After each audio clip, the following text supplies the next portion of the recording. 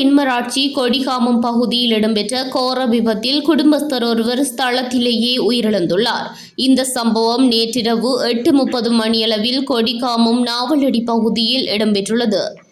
யாழ்ப்பாணத்திலிருந்து கொழும்பு நோக்கி பயணித்துக் கொண்டிருந்த பேருந்தை மோட்டார் சைக்கிளில் சென்ற குறித்த குடும்பஸ்தர் முந்திச் செல்ல முற்பட்ட வேளை மிருசுவில் பகுதியிலிருந்து கொடிகாமம் நோக்கி பயணித்த உளவு இயந்திரத்தின் பெட்டி பகுதியில் மோட்டார் சைக்கிளின் ஒரு பகுதி மோதுண்டு பின்னர் பேருந்துடன் மோதுண்டதில் இந்த கோர விபத்து சம்பவித்துள்ளது.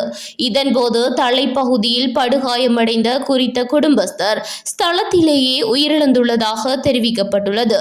இவ்வாறு உயிரிழந்தவர் யாழ் வயாவிளான் தெற்கு பகுதியைச் சேர்ந்த 41 வயதான இரத்தினராசா ரஜிகாந்தன் என்பவர் ஆவார்.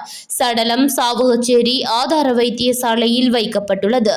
சம்பவத்தை அடுத்து குறித்த பேருந்து தப்பியோடியுள்ள நிலையில் கொடிகாமம் போலீசார் விசாரணைகளை முன்னெடுத்துள்ளனர்.